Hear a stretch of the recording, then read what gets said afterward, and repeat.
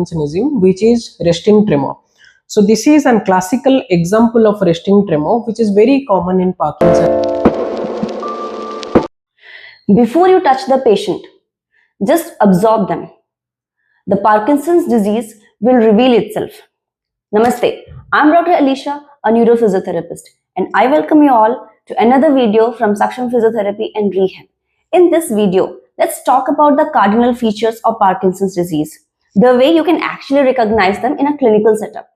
In exams, you write the 4 cardinal features of the Parkinsonism, but at clinics, you often miss them.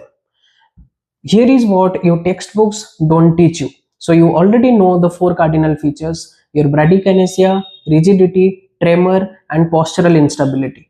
But textbooks are not teaching you how you can identify these symptoms in a functional and real patient. Let's talk about bradykinesia first. It is not just the slowness of movement. It is a combination of 3 things: the slowness, the reduced amplitude, and something called it sequence effect.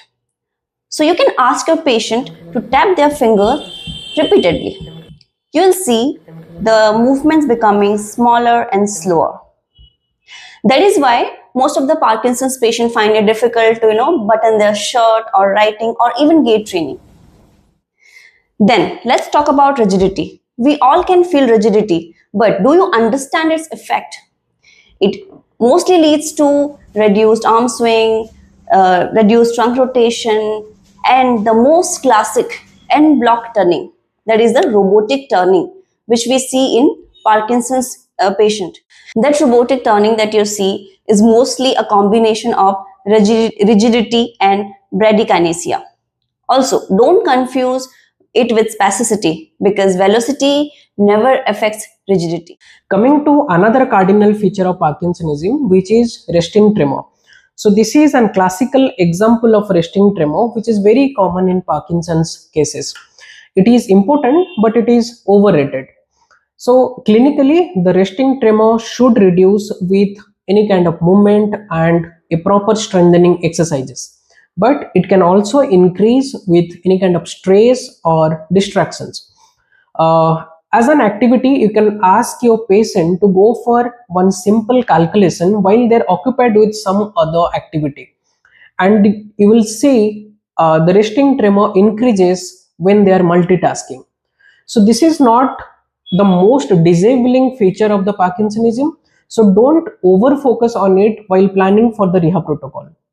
Coming to postural instability, this is considered as the silent danger in Parkinsonism cases.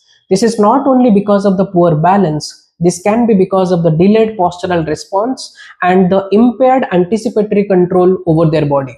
Your patient may look completely normal and stable until you are giving them a bit of push or perturbation, and that's where the risk of fall increases significantly. Now, picture this. A patient walks into your clinic. Slow, small steps. Trunk is really stiff and there is no arm movements, no swings. And you might see tremors at rest. And when the patient turns like a block. You think these are different signs? No. It is one movement disorder expressed in different ways. And if you just chase tremor as the early sign of Parkinson's disease, then you're already late, because Parkinson's early diagnosis is far more subtle. It's bradykinesia.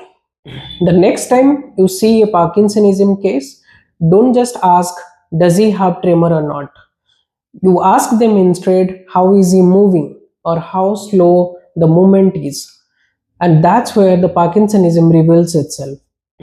Do share this video with someone who is starting their clinical journey, and keep following us for more physiotherapy and health related updates.